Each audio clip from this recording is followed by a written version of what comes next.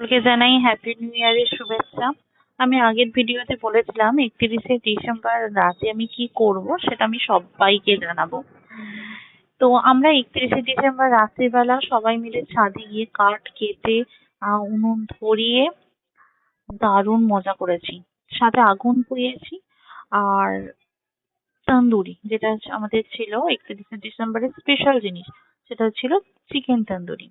তার জন্য আমার হাজবেন্ড গিয়ে আগে তার কেটেছে, কারণ চিকেন তন্দুরি যে করবে গোটা গোটা চিকেন নিয়ে আমাদের পক্ষে করা সম্ভব নয়। সেটা রেস্টুরেন্টেই ঠিক আছে।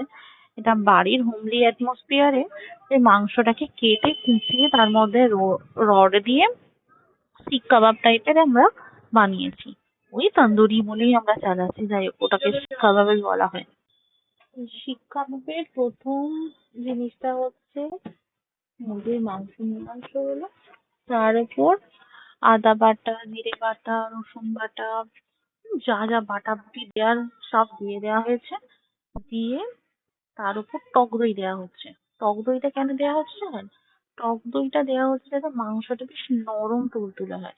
যখন ওটাকে আগুনে পোড়ানো হবে যাতে শক্ত টাইট মতো না হয়ে একটু নরম হয়।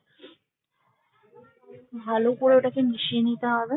আদা বাটা, জিরে বাটা, রসুন বাটা দিয়ে তার মধ্যে আমাদের এভারেস্টের তন্দুরি মশলা, একটু নুন দিয়ে, অল্প একটু ভিনেগার দিয়ে ভালো করে মিশিয়ে নেওয়া হচ্ছে।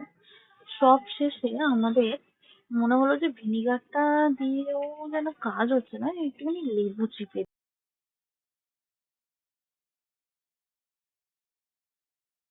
চিকেন কষা খেয়ে বৌমা আমাদের দিদি ভাই চিকেন ভালো করে কষছে আর সবাই এক পিস করে দাও না, পিস দাও না করে তুলে নিয়ে যাচ্ছে।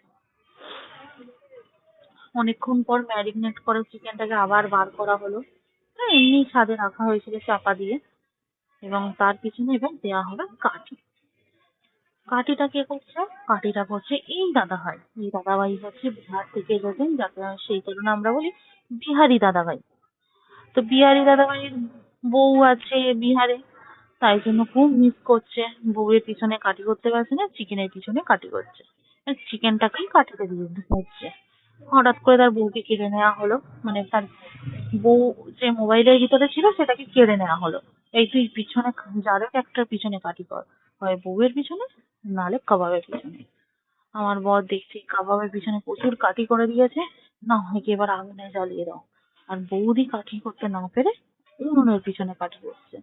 তাও বৌদির কাটি করা শেষ হচ্ছে না, বৌদির প্রচন্ড খিদে পেয়েছে, আর একটু পরে নিয়ে তো বৌদি নিয়ে চলে গেছে ওই তন্দুরি চিকেনের সবকিছু নিয়ে গ্যাসে আগুন জ্বালিয়ে দিয়েছে। দিয়ে 5 মিনিটে চিকেন ওরা কমপ্লিট করিয়েছে, করে আমাকে দিচ্ছে খেতে। এবার আমি বলছি যে চিকেন 5 মিনিটে তুমি পুড়িয়ে কি করে দিলে? মানে চিকেন তো পুড়েই গেছে।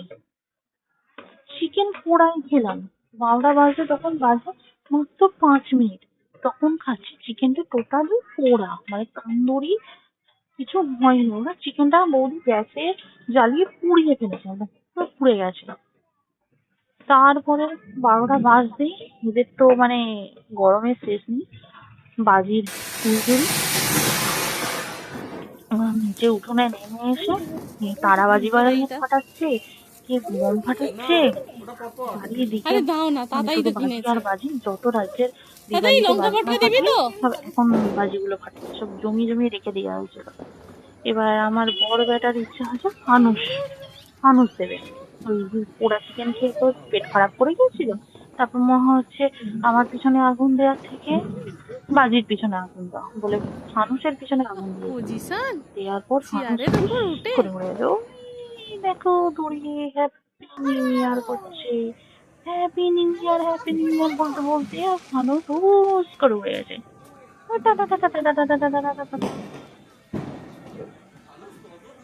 হ্যাপি নিউ ইয়ার সবাইকে, হ্যাপি।